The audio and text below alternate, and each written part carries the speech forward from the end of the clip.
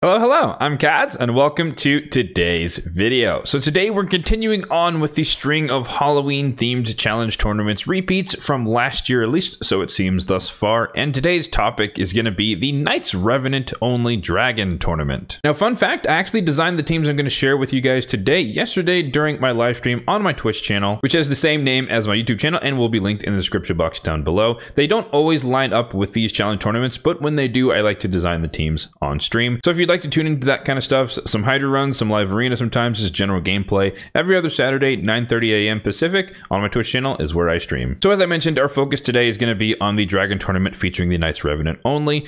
And if we take a look at the tournament itself, it's kind of similar to the last one, where if you top the charts, you have a chance to get some dust instead of some extract. You still have the chance to get some relentless gear if you happen to top your group. Granted, this is going to be a lot more difficult or a lot more competitive because, as we'll see, there's a lot of good champions in these factions. In this faction, if you happen to have them, they make this ridiculously easy. But the main thing to note here is that if you're more into the end game, getting some soul coins is good because you can convert that into essence for potential blessings. You have 3/10 of a primal shard. You have a decent amount of the medium level oil, and then you also have a quarter of an eternal soulstone or some eternal soul essence. And I say end game because these might not appeal to as many people as a void shard, for example, or something like that. But nonetheless, these aren't the worst things in the world in terms of getting rewards if you have nothing else to put your energy into. And so again, I always advise check your group, see if it's an easy one, if you can compete for the top spots, because relentless is always hard to come by. And if you can't compete, then getting the rewards on the right might be useful for your account depending on where you are. So let's talk about the best stages to farm if you're interested in participating in this tournament. I will say that hard mode dragon is probably the most accessible form of hard modes when it comes to challenge tournaments, and so this is one that you could potentially consider doing,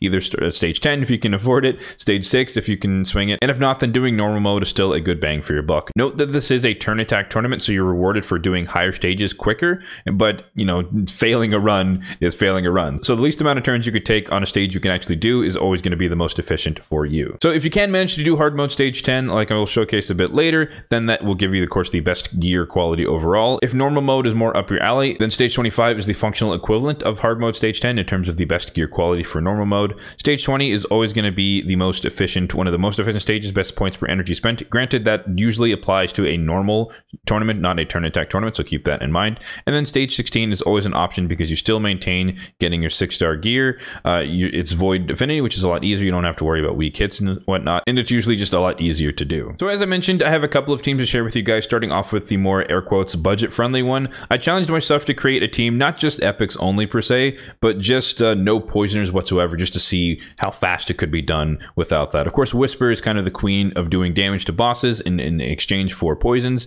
and then we're pairing that with Ancora, previous fusion champion. Hopefully you guys have her, but Reviver, Cleanser, which is great for the dragon. Doom Priest, one of the universal type, cleansing debuff type champions, and then we have a debuffer in Thylesia, and then a general wave DPS in Skullcrown. This could be anyone you have in the Knights Rev that can do AoE damage. In the interest of time, I'm not going to show you the full run, but I do have a screenshot from one of these successful attempts, and so you can see that it takes about 3 minutes or so, which is fairly slow, but again, this is a challenge tournament, and so you kind of make do with what you can, but just showing you that it's most certainly possible to do. Whisper is obviously the hard carry for the team, mainly doing a lot of damage on the boss, but a decent amount against the waves as well, and then Skullcrown, of course, picking up the rest for the AoE damage, Thylesia being the debuffer, and then 2 supports. Now, of course, you can see that my epics have blessings and empowerment and stuff, so it's probably going to be faster than if you were to exactly duplicate this team, but nonetheless, the concept of the team is what you really need to take away here. For the hard mode variation that is going to be the team that I'm going to be running, I have the great fortune of having 3 of the best poisoners in the Knights Revenant faction between Tombelord, Theodore, and Cavalax, and so that can make our waves pretty darn quick,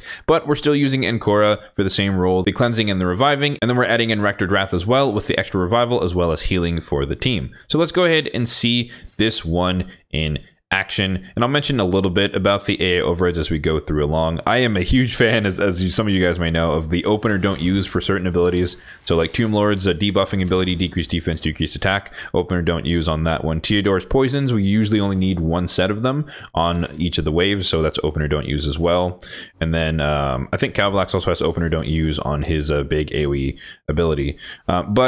I want to make note here that Cavalax is completely unbooked, so his damage is not necessarily maximized, but it doesn't really matter because his passive is really what we're trying to use here, which is placing a bunch of poisons on the waves. So that's really all that matters. So basically we're just stacking them up with as many poisons as possible, and then Theodora do a little bit of activation, and then basically on their first turn or second turn they all just die to the massive stack of poisons that is on them. So should be pretty quick.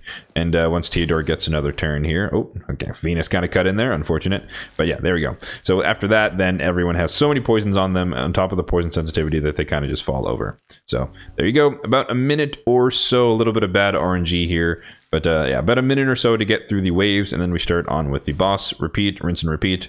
Place the decreased defense and the decreased attack. We place a bunch of poisons. Calvlax passive places a little bit more, and then Theodora places those. Doesn't really matter if people take a bunch of damage and Cora comes in with the cleanse. I do make sure to have her open with her A1 so that she has the cleanse ready to go after we get all the poisons. And Rectored Wrath, I also make her open with her A1 just so she doesn't waste the heal before we take damage. So little small nuances like that, but it's just more for efficiency. It's not necessarily for the success of the run, just because they'll cycle around to their abilities fast enough with time. So it doesn't really matter if people die, because again we have 2 revivers on the squad, and Theodora and Tomb Lord are usually tanky enough to kind of tank some of the hits. So it doesn't really matter. We take a couple of poisons, a little bit of brimstone procking. I think we got unlucky there. We didn't extend the poisons with Calvlax's A1, which can be useful just to keep the poisons on for longer. Usually in my normal dragon team, that's the role filled by Dark Kale. So just a little bit of RNG can affect the run, but usually, as you can see there, it's around a 2-minute or so run. But in this case, of course, the main focus is minimizing turns. So getting around 70 turns gives us just over 100 points, which is excellent in terms of return on investment in terms of energy. So we're getting about a 2.5 times ratio between energy spent and the points we're getting, which just makes it a lot easier to get a lot of points quickly in the tournament. So let's run through the builds on these champions, especially for the ones that I didn't actually showcase the team for, the mostly epic team. Starting off with Skull Crown. Now I have her in a very unique build, and I do not recommend that you necessarily copy these builds in order to ensure success for your team, but it's just more for transparency so you understand how they were able to do what they were do. But I have her in kind of a troll arena set with double retaliation, and then she's built super slow, as you can see here, about 153 speed, and so she's basically just kind of trying to sit there with unkillable and get as many counterattacks as possible. So it's more of an arena troll type strategy, but nonetheless it's kind of fun to whip it out every once in a while. But 6.4k on the attack, 35,000 on the HP, 153 on the speed, full crit rate 225 on the crit damage, and we don't care about her accuracy or resistance. And then for the blessing, I went with cruelty, of course, because she has double AoEs, so it just helps stack up and reduce target's defense. And then for the mastery, she is built mostly like a nuker, offense and defense tree, getting the Z pattern down to retribution because more counterattacks is better, and then a Helm Smasher, of course, to ignore a little bit of defense. Next up, we have Thylesia, who is in a stun set with perception. Now, I will say that the stun set is most certainly not mandatory, but it is helpful because I do use her in the not just the Cursed City, but Doom Tower as well, secret rooms. So that's why I have her built in a stun set, but it's not mandatory that you need a CC for the waves. But nonetheless, it does help if you want to go that route. Just about 40,000 on the HP, 3,600 on the attack, 231 on the speed, a little bit, or a full crit rate and a little bit of crit damage, 159, and then 346 on the accuracy. So that's enough to make sure that she can land it in secret rooms, Doom Tower hard secret rooms, and or Cursed City. In a similar fashion to Skull Crown, we're running cruelty because she has 2 AoE abilities, and apparently she's actually unbooked, which I did not notice. I should probably book her next CVC. But yeah, so decreased defense, and then she can also extend the duration of debuffs, kind of make it last for longer, which is pretty useful. And then masteries, like I mentioned, she's a Doom Tower secret room champion, Cursed City champion, and historically speaking, for those types of champions, I do not build their masteries. Next up, we have one of my favorite champions to use in the game wherever I can swing it, which is Whisper, who's in Relentless and Cruel, and then one cheeky piece of Merciless for the extra attack. Her total stats are as follows: 41,000 on the HP, almost 7,000 on the attack, 228 on the speed, 89% on the crit rate, because she gives herself increased crit rate usually with her A2, so you only need to build her with 70, but we kind of overshot that a little bit. And then 285 on the crit damage. Don't really care about the accuracy or resistance. For the blessing, obviously if she was 6-star, which is a long-term goal, then she would be with she would have Crushing Rend, but for now we're running Phantom Touch just because she has a lot of attack and it scales well with that ability. And for the masteries, built more like a PvE type nuker, so to speak. So a little bit of the defense tree. We don't really care that much about our accuracy, but the offense tree getting on the attack, which is more beneficial because again, we don't necessarily need a ton of crit rate, but ultimately ending on War Master because we want her to deal even more damage to bosses. Next up, we have Doom Priest, who is in a Relentless set, of course, and her total stats are as follows: 57,000 on the HP, 3,600 on the defense, 258 on the speed, so fairly quick, but nothing crazy. And then I I just opted to build her with a decent amount of resistance, just so she minimizes the debuff she takes so that she can make sure that she's always cleansing other people in the case of like multiple CCs coming out there. But yeah, 372 on the resistance. For the blessing, I went with Miracle Heal. I don't think I've ever actually used this to like restore destroyed max HP outside of like early game or early times with a Hydra clan boss doing like normal mode and whatnot. But nonetheless, that's just the blessing I went with her. She's also unbooked. She doesn't really need books. I mean, this ability is nice, but the increased attack is usually not that mandatory. And as you might guess, Faction Wars-esque type champion, or whenever I need her in certain comps like this one, she doesn't really need masteries, so she doesn't have them. Next up, we have Rector Drath, who is in Reflex and Speed, and this is most certainly a Hydra-specific build in terms of her stats, which are as follows: 64,000 on the HP, 3,100 on the defense, 276 on the speed, and then 554 on the resistance. Obviously, that is overkill, even for Nightmare Hydra, but I just wanted it that high because sometimes she is a flex spot in the arena just as a force affinity reviver, but also she notably has Miracle Heal as the blessing, 6-star awakened, which is definitely fortunate from like an Immortal Soulstone, I believe. But that obviously is helpful in Hydra, but sometimes it's helpful in arena if I'm going against a Rhodos. She's force affinity, so he's more likely to weak hit, and if he happens to destroy someone's max HP, she has a chance to restore, or she will restore it to whenever she heals between her A2 and her passive as well. For the masteries on her, she's most certainly a support powerhouse, so the support tree picking up basically all of the healing masteries, ultimately ending on lasting gifts, and the defense tree a little bit of taking less damage from things, solidarity for a little bit of extra resistance on top of her passive, with the veil adding 50 resistance, and then more resistance with unshakable. Moving on to the legendaries, we have my Tomb Lord, one of the first legendaries I pulled on my account, not the first but one of the early ones, and I've always been a fan of him, but I digress. Perception and resilience, kind of a smattering of gear, nothing really specific, and his total stats are 63,000 on the HP, 3,300 on the attack, 2,500 on the defense, 269 on the speed, full crit rate, and then a little bit of crit damage with 135, and then enough accuracy for hard mode stage dungeons. He is currently on my actual Dragon hard mode team, so 390 is a bit overkill, but nonetheless it's enough accuracy to make sure that he can land debuffs against the Dragon and or Doom Tower bosses. When it comes to the blessing, I opted for Phantom Touch because I do also currently use him on my hard mode stage 6 Fire Knight team, so Phantom Touch is more hits, or potentially more hits onto the shield, which helps us break it down faster, which makes the run a little bit smoother.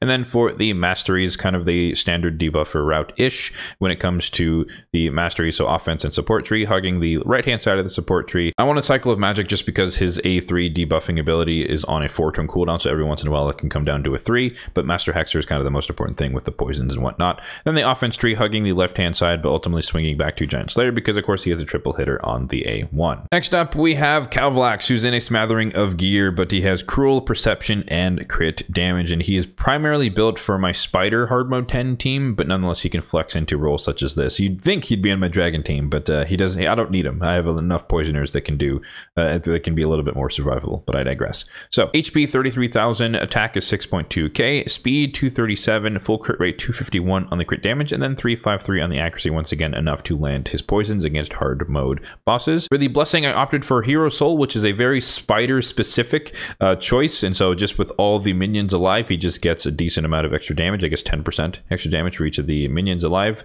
and like I said before, he is completely unbooked, so obviously he would do a little bit more damage on this ability if I booked him, but I just haven't felt the need to do so because the legendary tomes are very precious and it needs to be mandatory if I'm going to invest in a champion, but I digress. Offense, or for the masteries, offense and support tree, mostly standard debuffer on the right hand side of the support tree, ultimately ending on Sniper and Master Hexer. And then the offense tree, it's a little mix of like enemy max HP mixed with optimization for like first hit damage, because he's meant to just kind of slam the spiders and kill them in hard mode Spider. So a little bit of the masteries that give you more damage when you're full HP on your first hit, and then ultimately ending on Flawless Execution because his damage is sort of enemy max HP. It scales with the number of poisons on the target, but nonetheless crit damage is a lot more powerful than ignoring defense per se. Next up, we have White Queen Ankor, who's in a mix of as much resistance-ish gear as I could put her in, but a little bit of protection, a little bit of 2P stone skin, and a righteous set as well, which is the only righteous set I have on my entire account because, you know, free to play, Forge Pass,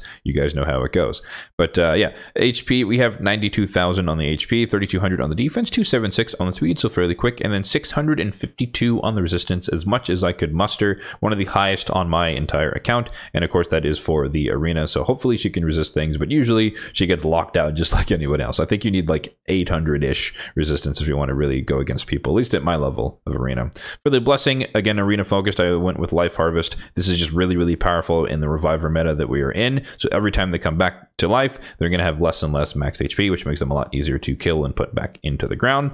And then for the masteries, focusing mostly on the arena, we have the support tree, a little bit of extra shielding type things, Spirit Haste because she's a reviver, and then the defense tree is kind of the anti-Siphi route, as I like to call it, coming down to Wisdom of Battle, just so that you can't get permaslept. Granted, she also granted, she will always steal the sleep from the target, the target with the highest crit damage or attack, I forget which one, and so she's definitely going to get the A1s from Siphi, so that's why we want Wisdom of Battle. Every once in a while, she can block debuffs on herself. Solidarity, a little bit extra resistance, and of course Unshakable for more resistance. And then lastly, we have Theodore the Savant, one of my PvE powerhouses, and double perception and resistance. His total stats are as follows: 69,000 nice on the HP, 3,800 on the defense, 251 on the speed, and then 464 in the resistance, so he is high enough to not take poisons from the dragon, for example, and then 350 on the accuracy, enough to land his poisons on the dragon, for example. When it comes to the blessing, 4-star, lucky enough to have that. We went with the Brimstone, of course, PvE champion, even though he technically only attacks on the A1. When it does happen to land and proc, it is helpful and helps speed up the runs. And then for the masteries, kind of an unorthodox way, but we started with the standard debuffer stuff on the support tree, but we ultimately ended on Oppressor, which just gives him a little bit more turn meter fill rate for each active debuff cast by this champion, which is a lot because he has poison sensitivity, as well as decreased speed and potential to place weaken. So he can cycle through his turns a lot quicker than usual, and then picking up a little bit of the tanky stats from the defense tree to take a little bit less damage from bosses. Now, as always, everyone can't just copy the teams that I run because you might not have the champion, so let's just talk about a few champions that are going to be useful for this particular fight in the Knights Revenant faction, starting off with the first category, that is Poisoners. I will honorably mention Narma the Returned because technically she is a decent single target poisoner, but she requires a significant amount of books, and she's like no better than a Frozen Banshee, but of course you can't use Frozen Banshee for this fight. AoE decrease attack, or a single target decrease attack, is also kind of nice with a bit of healing, but yeah, I think she really needs a buff. I would love for her to become like the third full poisoning detonator, like Eleanorel and Xavia. That'd be pretty nice, not just because I happen to have her, not the other two, no bias. And when it comes to other poisoners, Tomb Lord, of course, we showcased, Theodore we showcased as well, and Kavlax we showcased, but honorable mention as well to Walking Tomb Drang, because AoE H3 burn is a lot less effective, but it is nonetheless it is a form of damage that you could use if all else fails. When it comes to debuffers, if you're trying to do damage to the waves, then you're basically locked into either Tomb Lord if you happen to have him, or Thylesia the Epic, who we showcased. And then for the supports, you have a decent amount of options overall. Eric's AoE stun can be a decent amount of control, but also a decent amount of damage, and if you're more in the late game, you'll probably have her just from the daily login rewards. And Korra we showcased, great for this fight with the cleansing, but also, you know, potential to reset reduce the cooldown of abilities on the A1. Versal the Grim is a previous fusion, decent provoker if you want to have a little bit of control for your team. Mother Cybele can work kind of like a Thylesia if you put her in a stun set, AoE on the A1, just kind of spam that. If you're lucky enough to have a Latron Blade Master, of course, with the cleanse, block debuffs, it's protected and whatnot, he's a very solid cleansing option. Carolyn the Ringer has AoE freeze, pretty useful there. Miscreated Monster, depending on the stage, you know, obviously he's bad for stage 25 for affinity reasons, but he can have the AoE stun and the shielding for protection. Sinesha, similar to Mother Cybele, you can run her in a stun set, AoE on the A1 for a little bit of control. Doom Priest we highlighted, relentless with her passive, keeps you healed and cleansed.